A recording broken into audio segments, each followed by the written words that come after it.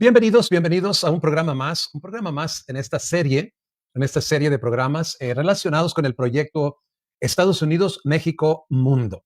En esta ocasión vamos a abarcar el tema, la esencia de la historia de México número 2. Básicamente en el programa anterior eh, saqué lo que yo considero que pudiera ser la esencia y la vamos a repasar en breve de la historia de México y vamos a ir aplicándola ahora a cada periodo de la historia de este país. Eso es la idea. Pero antes de entrar en la materia de lleno, pensé en abarcar algo interesante. Espero que lo considere interesante y es lo siguiente. Memoria histórica e imperios. Aquí recordemos que la intención de este esfuerzo es dar información, pero con la intención de renovar nuestro entendimiento y, ¿por qué no?, transformarnos para poder soñar con la utopía de seguir cambiando el mundo, ¿verdad? Esa es la idea. A ver a dónde llegamos con todo esto. Ojalá que se le despierte a usted también la curiosidad, si es que no se le ha despertado, de interesarse por cómo opera el mundo, hacia dónde va, y si no estamos de acuerdo en para dónde va, qué podemos hacer nosotros para reencauzarlo, ¿verdad? Esa es la idea de este proyecto, por eso yo le sigo llamando Proyecto Estados Unidos, México, Mundo. No es simplemente dar información, sino es un proyecto que busca que usted, si le interesa, si se le despierta la curiosidad, si ya se le despertó, si ya se le prendió esa chispa, pues que se sume y que nos recomiende y nos ayude a que llegue este mensaje a otras personas. Muy bien. Recordemos que, o mejor dicho, le recuerdo que ahí está mi número telefónico por si alguien gusta hablar conmigo sobre los temas que abordamos, con muchísimo gusto. Muy bien. Memoria histórica. ¿Qué es memoria histórica? Es un concepto que se refiere al proceso por el cual se relaciona, construye y transmite un recuerdo del pasado para dar sentido a la identidad y al presente. En esencia, es la forma en que un grupo humano se relaciona con su pasado, interpretándolo y utilizando la información del pasado para entender el presente y construir el futuro. Así es que es clave que tengamos memoria histórica. De lo contrario, va a ser casi imposible que se suscite ese interés, esa motivación por entender mejor el mundo en que vivimos y por sentirnos motivados y, ¿por qué no?, empoderados para hacer algo para cambiarlo. Entonces es importantísimo tener memoria histórica. ¿Qué ha pasado en nuestro entorno, en el país, la historia de nuestro país, etcétera? Entonces eso es importantísimo. Y como ahora vamos a empezar, o mejor dicho, a seguir hablando de la historia de México, en esencia, hoy vamos a hablar de la conquista del Imperio Español.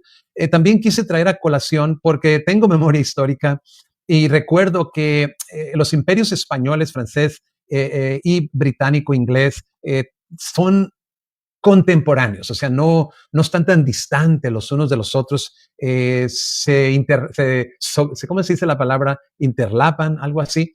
Entonces, es importante tenerlo presente. Por ejemplo, en una ocasión cuando se trató de volver a los franceses, quisieron invadir México, de hecho sí entraron al país, también vino Inglaterra, y Inglaterra decidió no seguir. Entonces eso implica por una deuda que tenía México. Entonces ahí o sea, muestra que son contemporáneos. También, por ejemplo, la Florida pasó de ser de España, creo que a Francia, a España otra vez y luego a Estados Unidos. La compra de Luisiana, lo mismo, era de España, pasó a Francia, después a España y después de nuevo a Estados Unidos. Se la compró más bien a Francia. Por eso se llama Luisiana, por el rey Luis. Entonces, son contemporáneos y eso debe de ayudar a nuestra memoria histórica. Muy bien, pues el Imperio Español, por ejemplo, va desde 1492, año del descubrimiento de América, entre comillas, a 1898, cuando pierde su último territorio. El británico desde 1583, ya le llevaba unos añitos, el español, hasta 1997. Este se extendió más de lo que se extendió el español. Y por último, el francés de 1800 a 1870. Así es que son imperios contemporáneos. Lo voy a dejar ahí y esto debe de ayudar a nuestra memoria histórica. Nosotros que queremos entender mejor el mundo, cómo llegamos a donde estamos ahora, cómo el curso que está actualmente, que tiene el mundo, y pues si queremos participar para cambiar el curso del mundo, que es la utopía, ¿no? No soy el primero. Obviamente ha habido muchísima gente que ha platicado de esto, se ha interesado muchísimo. Ya vamos a entrar más de lleno conforme vayamos aterrizando. Por ahora todavía no aterrizamos. Muy bien, quiero hacer un repaso de lo que yo consideré la esencia que es el núcleo de la historia, lo más importante, lo permanente, lo invariable, lo característico, el punto central, ¿verdad? Y esto se le puede aplicar a cualquier país. ¿Qué hay? ¿Qué hay en la historia de México en la esencia? Pues comunidades necesitadas de casa, vestido y sustento y el deseo de ser feliz. Es un repaso. También hay un territorio con vastos recursos para todos, riquezas para que todos podamos vivir bien. Sin embargo, se da que un grupo extranjero llega y conquista a través de la fuerza militar y establece un sistema de explotación económica, social y cultural. Le llaman a veces imperialismo, colonialismo y dominación. Se puede aplicar a todo lo que es México, Centroamérica, Sudamérica, África, ¿qué más? Otros países. Es una constante que ha pasado esto y nosotros a veces lo tomamos como que así es la cosa, pero no necesariamente si entendemos cómo es que se desarrolla esta llegada, esta conquista, este establecimiento del sistema de explotación. Vamos a ir viendo el mecanismo que lo hace operar y veremos si podríamos alterarlo. Muy bien. También inevitablemente se produce un conflicto entre opresores y oprimidos. Los opresores tienden a justificar sus acciones. ¿Cómo las van a justificar? Pues atribuyéndoselas a algo divino, una especie de creencia de yo soy pueblo escogido por Dios, Dios me dio esta tierra, Dios me llamó, nosotros somos una raza superior, ustedes pues no, vamos a ayudarlos, los vamos a civilizar. Ese es el concepto que se ha manejado siempre. Desgraciadamente muchos han comprado esa versión, nada más lejos de la verdad, ¿verdad? Entonces todo eso hay que irlo agregando a la memoria histórica para entender mejor los engranajes del mundo, para ver si es posible esa utopía de cambiar el mundo para que nos vaya bien a todos. Y por supuesto, nada que ver con la violencia, simplemente por el proceso democrático existente. Así es que así se ve más o menos la esencia con el paso del tiempo. Tienen orígenes términos tales como conservadores, liberales, derecha, izquierda, socialismo, capitalismo, todo eso empieza a tomar forma, ¿verdad? Entonces es importante que vaya ayudando a nuestra memoria histórica a tener eso en nuestra mente. La historia es la maestra de la vida y pues urge una mente acorde al siglo XXI. Desgraciadamente, muchas personas tienen una mente que todavía es acorde o afines con el siglo XX, XIX y quién sabe si más atrás. No podemos darnos el lujo, es importante entender el mundo con una mentalidad, con un entendimiento del siglo XXI que tome en cuenta todo lo que ha sucedido hasta el presente. Muy bien, pues vamos a esperar que la historia va a ser nuestra maestra y vamos a aprender y también urge una visión integral que nos permita unirnos. Unirnos es una palabra clave para cambiar el mundo. En estos días voy a compartir en otro tema, voy a disectar la mente humana como yo la veo, aquellas cosas que nos dividen y que por eso estamos inmovilizados, paralizados, no podemos hacer nada aunque no nos guste lo que vemos porque nuestra mente está tomada, paralizada y la vamos a disectar para ver cuáles son esos factores. Yo le he llamado, vamos a ver, ¿cómo le llamé? Fortress en inglés, se dice, se me escapa esa palabra, fortalezas, esa es. Hay fortalezas en nuestra mente que simplemente no nos permiten ni siquiera pensar y mucho menos creer que podemos hacer algo para cambiar el mundo, pero de eso se trata este proyecto. Ojalá que usted se sume y agregue su granito de arena. Muy bien. Pues después de haber repasado esto de la esencia, vamos a aplicar esa esencia a otra parte de la historia de México que viene siendo la conquista española. Esta conquista se da de 1517 de la era común al 1521. Esto fue la conquista. Después viene el virreinato, donde existen dos reyes, uno en España y otro acá en México, y así sucedió con otros países. Pero lo que es la conquista en sí fue de 1517 a 1521. Voy a leer, se me ha olvidado darle crédito a la página de donde me encontré esta información que la considero muy buena, y dice lo siguiente: la conquista española es el periodo de transición entre la época prehispana y la virreinal. Comienza con la primera expedición española a Mesoamérica, en específico a la costa de la península de Yucatán, el 4 de marzo de 1517, y culmina con la caída de México Tenochtitlan el 13 de agosto de 1521. A la conquista militar española sobrevino la conquista ideológica, y esto todavía es peor, pues si la conquista militar es dura, difícil, la conquista ideológica pues es más, ¿verdad? Es una conquista total. Se buscaba erradicar las diversas religiones, creencias y costumbres de los pueblos indígenas para implantar las propias de la religión católica del Imperio Español. Ninguna duda por qué en Latinoamérica, y hablando concretamente en México, hay tanto catolicismo, pues ahí tiene la respuesta. Vino junto con pegado, ¿verdad? Vino la conquista militar con la conquista ideológica a través de la Iglesia Católica. Muy bien, dice, el antecedente más relevante de la conquista española es el descubrimiento, entre comillas, del continente americano el 12 de octubre de 1492 por Cristóbal Colón.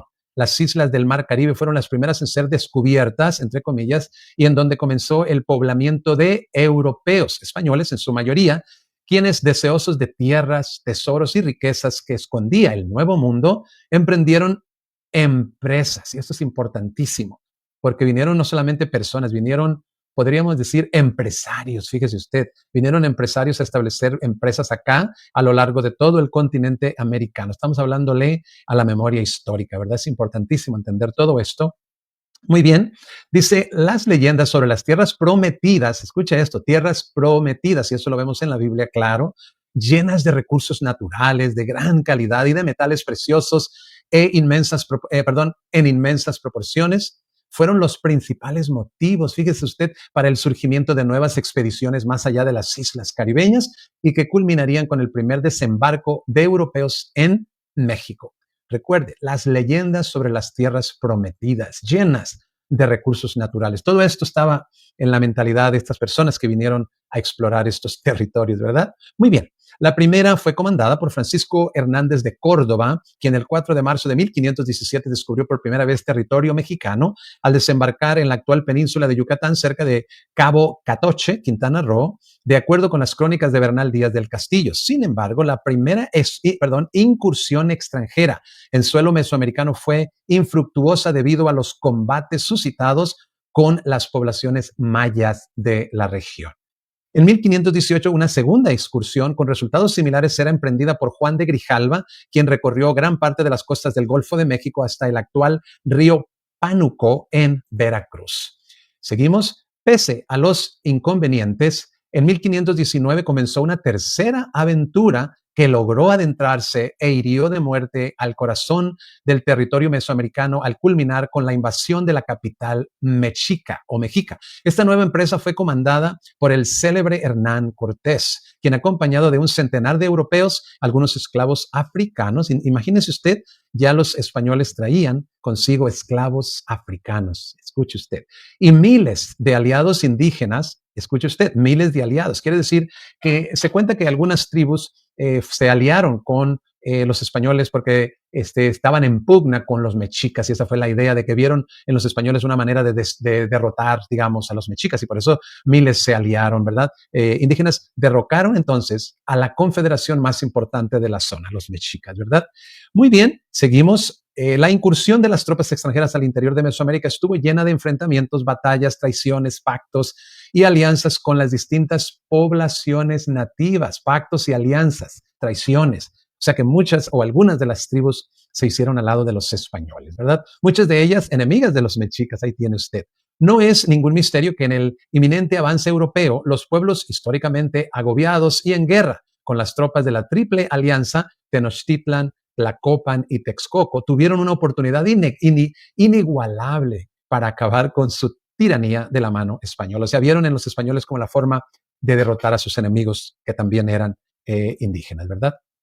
Muy bien, vamos ya terminando. La razón por la que un centenar de españoles, esclavos africanos y nativos caribeños pudo conquistar a la potencia militar de Mesoamérica fue gracias al apoyo de las tropas indígenas que lucharon junto con ellos. Entre los pueblos que formalizaron la alianza en contra de los mexicas se encuentran Tlaxcala, Zempoala, Cholula y Xochimilco, entre otros muchos más. Pues ahí tienen lo que es la conquista, pero no olvidemos esa clave que vimos anteriormente, que es esa esencia, ¿verdad? Que viene la conquista militar y también ideológica. Y hasta el día de hoy, esa conquista que sucedió muchos años atrás está muy vigente lo ideológico por lo menos, ¿verdad? Así es que vamos a ir entendiendo poco a poco lo que es la esencia, cómo podemos ver la esencia que hemos descrito en este programa en cada parte de la historia de México, para irla entendiendo bien y cómo eso aplica al día de hoy y para llegar al México de Morena, ¿verdad? Que esa es la idea, cómo llegamos de todo esto, porque la ideología de Morena, el proyecto de gobierno de Morena tiene mucho que ver con, ¿cómo le diríamos? Contrarrestar, si usted quiere, muchas de las cosas que todavía persisten de esas experiencias de la historia de México. Pues muy bien, aquí nos vamos a detener. Ojalá que poco a poco, teniendo sentido todo esto. Pásela muy bien, entonces nos vemos en el próximo programa.